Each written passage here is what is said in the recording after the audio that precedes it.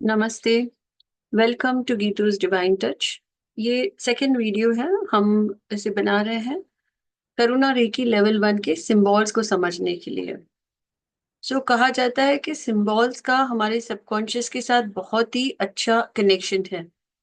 हम मंत्र देर से समझते हैं, लेकिन सिंबल को हम बहुत जल्दी समझते हैं। फॉर एग्जाम्पल, मैं लिखती हूँ स्वास्तिक। ओके, अब कौन सी भाषा में मैं लिखती हूँ स्वास्तिक, वो हमें पढ़ने आएगा नहीं आएगा, whether it is in English, whether it is in Hindi और एनी अदर लैंग्वेज। बट अगर वो सिंबल होगा स्वास्तिक, तो ये सब कोई भी लैंग्वेज का पर्सन रहने दीजिए, उसको ये सिंबल जल्दी समझ में आ जाते हैं। तो हमारे जो सबकॉन्शियस है वो फास्ट रीडिंग करते हैं सिंबल्स के। यही रीजन है कि हर जगह लिखा नहीं जाता है, सिंबल्स ड्रॉ किए जाते हैं। जैसे कहाँ पे डेंजर होता है तो रेड ट्रायंगल आ जाएगा, वो देखकर लोग समझ जाते हैं। पोस्ट के सिंबल्स होते हैं, पार्किंग के सिंबल्स होते हैं। इस तरह से हमारा जो सबकॉन्शियस है, जो सिंबल्स को बहुत जल्दी समझ जाता है। वैसे ही सिंबल्स यूज होते हैं एक पर्सन को दूसरे पर्सन से कनेक्ट करने के लिए। जब हम डिस्टेंट रेकी बेचते हैं किसी को, तभी हमें कनेक्टिंग सिंबल्स का जरूरत होता है। तो आइए हम अभी स्टार्ट करते हैं। फर्स्ट सिंबल जो है करुणा रेकी का, उसका नाम है जोनार। तो यहाँ पर मैं आपको दिखाती हूँ कि ड्रॉ कैसे करना है। तो यहाँ पर आप देख रहे हैं व्हाइट बोर्ड है। तो इस सिंबल को ड्रॉ करने के लिए सबसे पहले हमें जेड चाहिए। तो इसका मीनिंग होता है, जेड का मीनिंग है जील, एंथुसियाज्म। आप एक एक्टिविटी की तरफ जा रहे हैं। अगर मैं इसको बिगिनिंग देखूंगी, यहाँ पर 7 दिखता है। So 7 is the number of spirituality, peace, inner journey. आप इनर जर्नी की तरफ जा रहे हो। आपकी लाइफ में जो भी हो रहा है, आप बाहर नहीं ब्लेम कर रहे हो किसी को, आप उसको अंदर ही अपने इंट्रोस्पेक्शन से आप खोजने की कोशिश कर रहे हो कि ये क्यों है। तो जेड का मीनिंग है जील, जेड का मीनिंग है क्रिएटिविटी, जेड का मीनिंग है पीस। या आपको पीस चाहिए। Zonar symbol, name of the symbol is Zonar, ZONAR। यहाँ पर आपको पीस चाहिए। और उसके बाद 7 है। 7 जो है वो स्पिरिचुअलिटी का है। 7 जो है वो केतु प्लैनेट से कनेक्टेड है, और केतु जो है वो हमें मोक्ष तक लेकर जाता है।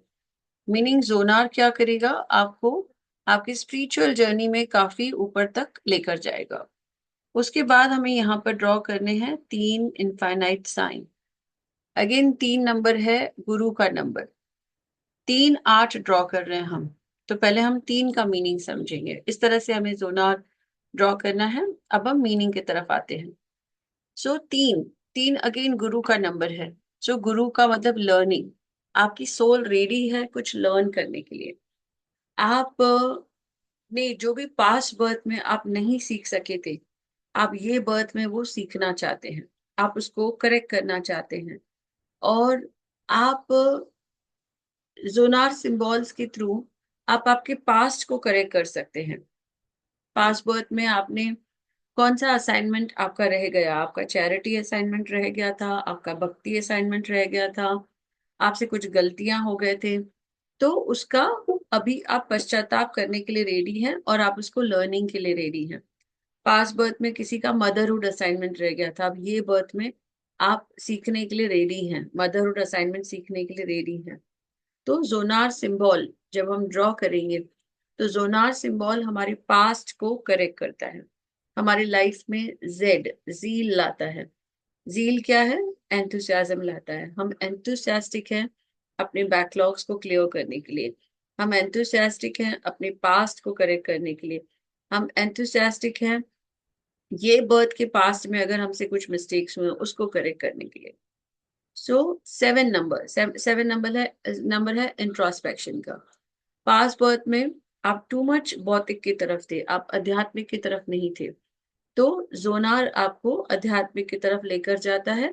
हर एक पनिशमेंट जो आपको ये बर्थ में मिल रही है, या हर एक गिफ्ट आपको जो ये बर्थ में मिल रही है, उसको रियलाइज करवाना, पनिशमेंट से लर्निंग करना, ये जोनार करवाता है।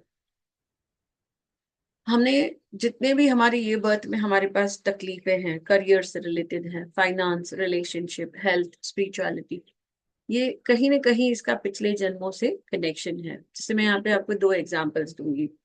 नेगेटिव कर्मास के हैं। भीष्म पितामह जाते हैं श्री कृष्णा के पास और पूछते हैं कि मैंने ऐसा क्या किया था जो मुझे अंत समय पे तीरों की सेजा पर मुझे लेटना पड़ा था। तो कृष्ण भगवान उन्होंने कहते हैं कि आप पिछले जन्म चेक कीजिए। वो कहते हैं मैंने कई जन्म चेक कर लिए, मुझे नहीं दिखा। कृष्ण भगवान कहते हैं और दो जन्म आप पीछे जाइए, वहां देखिए आपने क्या किया था। डिवाइन विजन से कृष्ण भगवान उनको दिखाते हैं कि आप एक ब्राह्मण थे। पिछले कोई जन्म में आप एक ब्राह्मण थे, आप नदी क्रॉस कर रहे थे, वहां से एक सांप गुजर रहा था। नदी पुल जो था वो पत्थरों का बना हुआ था, आप उन पत्थरों पे चल रहे थे और वहां से एक सांप गुजर रहा था। वो सांप आपको बिल्कुल भी हानि नहीं पहुंचा रहा था, लेकिन आपके हाथ में छड़ी थी और आप अपने बचाव के लिए आपने उस स्नेक को कहीं दूर फेंक दिया था। तो जब आपने उसे फेंक दिया था कहीं दूर, तो उस वो स्नेक जाकर बबुल के पेड़ में गिर गया था। उसे बहुत से कांटे लगे थे और 18 डेज उस स्नेक ने वहां पे सफर किया था। जो सफरिंग आपने उस स्नेक को दी थी वही सफरिंग आपको ये बर्थ में मिली है। तो जोनार सिंबल यही काम करता है। जोनार सिंबल हमें एक्सेप्टेंस सिखाता है। हम खुद के ऊपर कंपैशन करते हैं कि यस, ये जो पनिशमेंट हमें मिल रही है, मी ने कुछ पास बर्थ में किया होगा। और उस पास बर्थ इश्यूज को रिजॉल्व करने में हमारी मदद करता है। समटाइम्स ये इश्यूज हमें पता चलते हैं, समटाइम्स नहीं चलते हैं। अगर हम बहुत डीप में आकाशिक रीडिंग्स करते हैं या पास्ट लाइफ रिग्रेशन करते हैं, सेल्फ हिप्नोसिस करते हैं, तो हम इन डीप फाइंड आउट कर सकते हैं कि ये क्या कर्मास थे। Otherwise just Zonar symbol use करके हम उस पास बर्थ कर्मास को डिलीट कर सकते हैं। सेकेंड स्टोरी है दुर्योधन की, धृतराष्ट्र की। जो दुर्योधन के पिता हैं वो भी कृष्ण भगवान के पास जाते हैं कि मुझे क्यों सूरदास बनाया आपने, मेरे क्यों 100 पुत्रों की हत्या हो गई। तो कृष्ण भगवान उनको भी पिछले जन्मों में लेकर जाते हैं और उन्हें बताते हैं कि देखो तुम पिछले जन्म में शिकारी थे और तुम फ्रेंड्स के साथ शिकार करने गए थे और जस्ट उनको अपना स्किल दिखाने के लिए तुमने एक डक के दो आंखों में तीर चला दिए थे। वो जो बदक थी वो अंधी हो गई थी, इसलिए तुम्हें भी ये बर्थ में सजा मिली है सूरदास बनने की।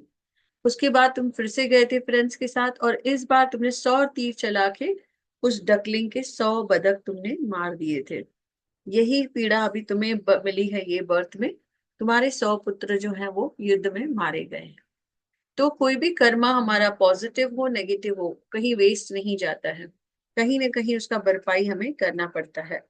अभी हमने दो नेगेटिव कर्मा सुने, अब मैं आपको एक पॉजिटिव की कहानी सुनाती हूँ। हुआ ये कि एक राजा जब घर से निकलते हैं तो एक बेगर को देखते हैं, वो खाना कचरे में से ढूंढ ढूंढ के खा रहा था। राजा का दिल खराब हो जाता है। वो अपने गुरु के पास जैसे पहुंचता है और पूछता है, गुरु जी मुझे बताइए कि भगवान ऐसे क्यों करता है, मुझे उन्होंने सब कुछ दिया है, मुझे अच्छा महल दिया है, अच्छा जो फर्नीचर वगैरह है वो दिया है, अच्छा रहन सहन दिया है, अच्छे से अच्छे बिस्तर हैं, अच्छे से अच्छे बेड हैं, खाना है, अच्छे से अच्छे बर्तन हैं। पर ये बेचारा बेगर ये क्या कर रहा है, ये खाना भी कचरे में से ढूंढ ढूंढ के खा रहा है। ऐसा क्यों हो रहा है उसके साथ? तो गुरुजी उनको बताते हैं कि पिछले जन्म में तुम एक शिकारी थे, तुम शिकार के लिए गए थे, तुम घोड़े पर सवार थे और तुम शिकार में बहुत ही अच्छे थे। तुमने एक छोटा हिरन का बच्चा दिखा, तुम बहुत खुश हुए और तुमने सोचा कि आज रात का जो खाना बनेगा वो बहुत ही स्वादिष्ट बनेगा, क्योंकि इस हिरन का मांस जो है वो बहुत ही सॉफ्ट होगा। बच्चा है हिरन। तुमने उसे उठा लिया और तुम जा रहे थे, जंगल से बाहर निकल रहे थे। इतने में तुम क्या देखते हो कि उस छोटे हिरन की माँ पीछे पीछे भाग रही है। तुम भी घोड़े पर आगे आगे जा रहे हो, ये छोटी हिरन का बच्चे की माँ भी पीछे पीछे आ रही है। तुम्हें लगा कि बस ये थोड़ा समय पीछे आएगी, थक जाएगी और बैठ जाएगी और मैं निकल जाऊंगा। पर उस माँ ने, थकी हुई थी लेकिन फिर भी उसने हार नहीं मानी। वो जंगल के आखिरी द्वार तक वो आती हैं और आखिरी जो गेट है वहां तक आती हैं। तुम्हें बहुत दया आ जाती है कि ये हिरनी जो है ये इतना अपने बच्चे के लिए भाग कर आई है, और तुम क्या करते हो, उस हिरन के बच्चे को छोड़ देते हो और तुम वापस आ जाते हो। तो जब वो हिरनी जो थी वो अपने बच्चे को मिलती है तब वो तुम्हें दुआएं देती है। कि भगवान तुम्हें सब सुख देंगे, तुम्हारे पास सुख समृद्धि रहेगी, किसी चीज की कमी नहीं रहेगी, क्योंकि आज तुमने मेरे बच्चे का जीवन बख्श दिया है। तो इस तरह से एक दुआ लेने से तुम्हारा ये जन्म इतना अच्छा हुआ है कि तुम राजा बने हो और तुम्हारे पास सब कुछ है, अच्छा खाना है, अच्छा रहने के लिए घर है, अच्छे कपड़े हैं, सब कुछ, नौकर चाकर है, अच्छी रानी है, सब सुविधाएं तुम्हारे पास हैं, क्योंकि तुमने पिछले जन्म में उस छोटे हिरण का बलिदान करके तुमने रात के खाने का बलिदान किया था। तो इस तरह से हमें समझना है कि जितने भी फिजिकल इश्यूज हैं हमारे लाइफ में, उनका कहीं ना कहीं साइकोलॉजिकल इफेक्ट है। अगर हमारे थॉट्स पॉजिटिव हो गए, अगर हमारा व्यवहार पॉजिटिव हो गया, तो हम अपने आप को बहुत जल्दी फिजिकली इमोशनली ठीक कर सकते हैं।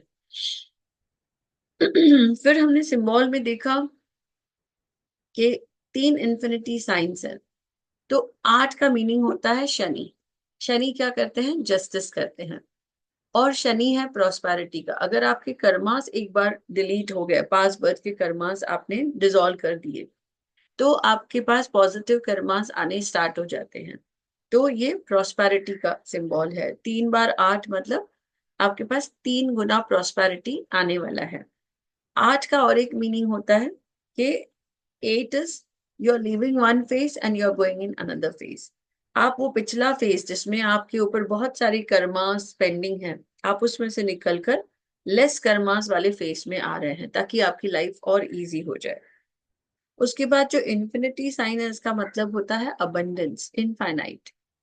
आपके पास चीजें इनफाइनाइट वे में आने वाली हैं, इनफाइनाइट रास्ते खुलने वाले हैं। ये जोनार का मीनिंग है।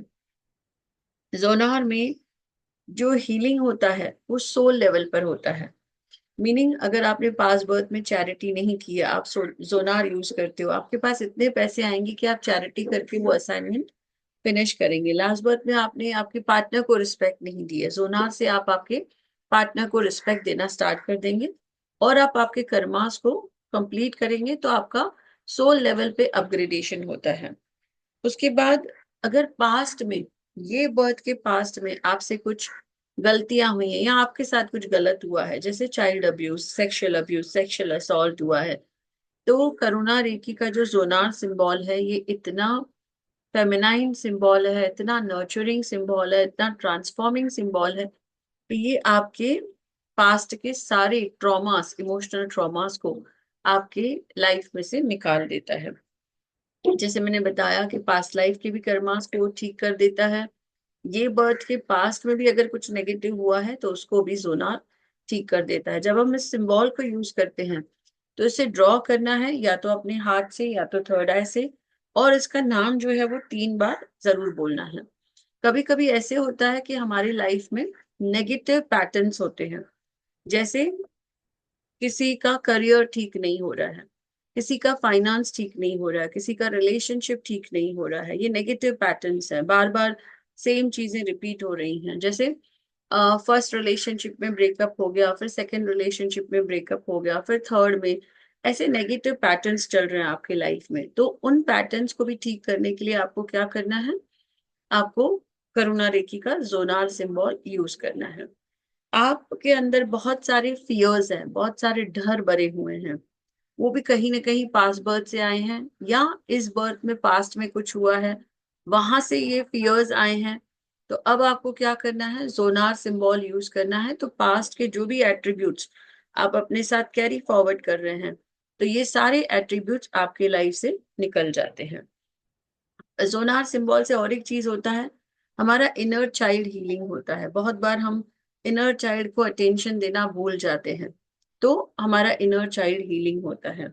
उसके बाद हमारी लाइफ में अ, अगर कोई लेडी है, कोई प्रेग्नेंट है लेडी, तो वो अपने आने वाले बच्चे को भी जोनार सिंबल दे सकती है, तो उसका भी पास्ट लाइफ हीलिंग अभी से चालू हो जाएगा।